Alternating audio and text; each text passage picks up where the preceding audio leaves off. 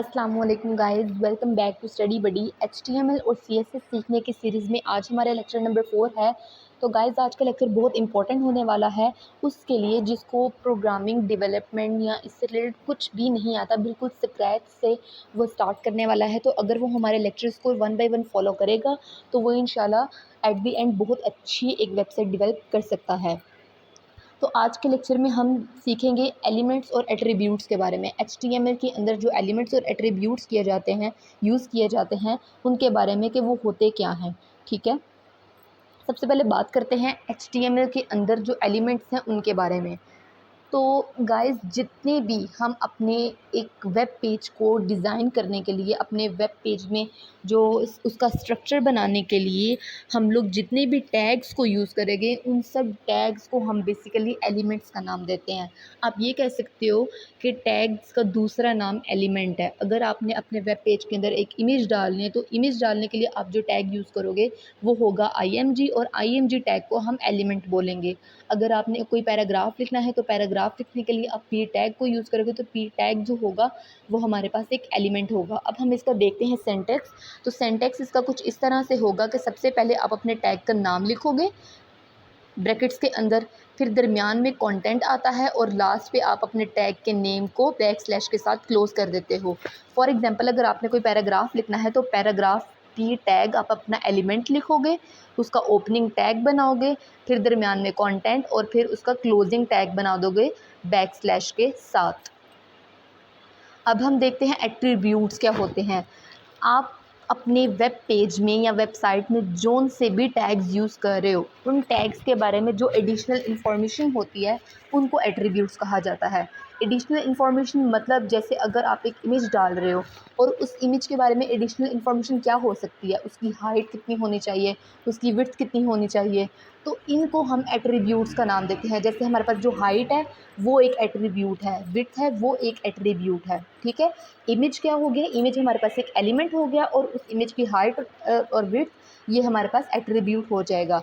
इसका सिंटैक्स देखते हैं कि सबसे पहले हम अपने टैग का नाम लिखेंगे, फिर एट्रीब्यूट 1 अपना पहला एट्रीब्यूट लिखेंगे और उसको कुछ वैल्यू दे देंगे, फिर अपना एट्रीब्यूट 2 लिखेंगे और उसको कुछ वैल्यू दे देंगे, फिर दरमियान में कंटेंट आ जाएगा और हमारा टैग का नेम बैकस्लैश के साथ क्लोज हो जाएगा। ठीक है, और हम अपनी जो एट्रीब्यूट्स की वैल्यूज़ देंगे, जो एट्रीब्यूट्स लिखेंगे एलिमेंट्स के, वो हम अपने ओपनिंग टैग में लिखेंगे। ठीक है, ओपनिंग टैग के अंदर हम लोग एट्रीब्यूट्स लिखेंगे, दरमियान में कंटेंट आएगा और फिर हमारे टैग का नाम क्लोज हो जाएगा। फॉर एग्जांपल हम लोग अपने एक वेब पेज के अंदर इमेज को लगाना चाह रहे हैं। इमेज के लिए जो हमारे पास लाइन ऑफ कोड लिखा जाता है वो कुछ इस तरह से है कि सबसे पहले ब्रैकेट आएगी, फिर IMG आप टैग यूज़ करोगे, फिर सोर्स आएगा। सोर्स में अब हम क्या लिखेंगे कि सबसे पहले सोर्स में आप लिखोगे अपने फ़ोल्डर का नाम। ठीक है, जो भी आपके फ़ोल्डर का नेम होगा वो आप लिखोगे कि इस फ़ोल्डर के अंदर हमारे इमेज है, जिस फ़ोल्डर के अंदर भी आपकी इमेज होगी उस फ़ोल्डर का नाम और इमेज का नाम। ठीक है, ये दो चीज़ें आप लिखोगे इन्वर्टेड कोमास के अंदर और फिर आप इमेज का जब सोर्स दे दोगे फिर आप इमेज के एट्रीब्यूट्स लिखोगे, कुछ एडिशनल इन्फॉर्मेशन दोगे उसके बारे में। एट्रीब्यूट 1 हमारे पास विड्थ होगा, इज इक्वल टू लगाकर इन्वर्टेड कोमास के अंदर हम उसकी वैल्यू दे देंगे, फिर एट्रीब्यूट 2 लिखेंगे और इन्वर्टेड कोमास के अंदर उसकी वैल्यू दे देंगे।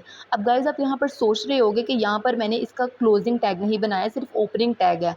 अब क्योंकि हमारे HTML के अंदर कुछ ऐसे टैग्स मौजूद हैं जिनका क्लोजिंग टैग नहीं होता, उनको सेल्फ क्लोजिंग टैग्स कहा जाता है या उनको हम एम्प्टी टैग भी बोलते हैं। इनके लिए मैं एक सेपरेट वीडियो ज़रूर बनाऊंगी जिनके अंदर मैं आपको एक लिस्ट प्रोवाइड करूंगी कि कौन कौन से टैग्स हैं वो सेल्फ क्लोजिंग टैग्स होते हैं। ठीक है, अभी के लिए मैं आपको इतना बताती चलूँ कि वो वाले टैग्स जिनका कोई कंटेंट नहीं होता है उनको हम सेल्फ क्लोजिंग टैग या एम्प्टी टैग्स बोलते हैं। जैसे गाइज ये देखें, हमारे पास यहाँ पे पैराग्राफ है, ओपनिंग टैग है, फिर दरमियान में कुछ कंटेंट है और फिर क्लोजिंग टैग है। ठीक है, इसका कोई ना कोई कंटेंट है, हम कोई ना कोई पैराग्राफ लिख रहे हैं इसलिए इसका ओपनिंग टैग भी है और क्लोजिंग टैग भी है। लेकिन इमेज वाले केस में या और भी बहुत से टैग्स हैं जिनका क्लोजिंग टैग नहीं होता, तो इमेज वाले केस में गाइज हमारे पास यहाँ पे जो इसके एट्रीब्यूट्स हैं वही इसका कंटेंट है। ठीक है, तो इमेज तो हम एक इमेज लगा रहे हैं, इमेज के बारे में आप क्या कंटेंट लिखोगे, कुछ भी नहीं ना। तो हमारे पास इमेज जो है वो उसका कोई भी क्लोजिंग टैग नहीं होता, वो सेल्फ क्लोजिंग टैग्स है। और आगे हम फर्दर देखेंगे कि और कौन कौन से टैग्स हैं जिनका कोई भी क्लोजिंग टैग नहीं होता। अब गाइज़ हम इसको प्रैक्टिकली करके देखते हैं, एग्जीक्यूट करते हैं अपने विजुअल स्टूडियो के अंदर। तो ये देखें, मैंने एक पी टैग बनाया हुआ है। पी टैग मतलब मैंने एक एलिमेंट लिखा पी पैराग्राफ के लिए, दरमियान में मैंने कुछ कंटेंट लिखा और मैंने उस पी टैग को क्लोज कर दिया बैकस्लैश के साथ। अब मैं इसको अगर एग्जीक्यूट करूं तो मेरी स्क्रीन पे ये देखें, ये शो होगा माय फर्स्ट हेडिंग, ठीक है। अब अगर गाइज मैं इमेज लगाना चाहूँ, इमेज का अगर मैं एक टैग लगाती हूँ, अच्छा इमेज लगाने से पहले ऑब्वियसली हमें इमेज सेव करनी पड़ेगी, तो हम क्या करेंगे, विजुअल स्टूडियो के अंदर ऐड के ऑप्शन पर जाकर एक न्यू फोल्डर को क्रिएट करेंगे।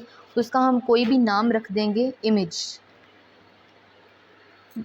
और फिर इस फोल्डर के अंदर हम अपने सिस्टम से कोई एक इमेज को इसके अंदर सेव कर देंगे।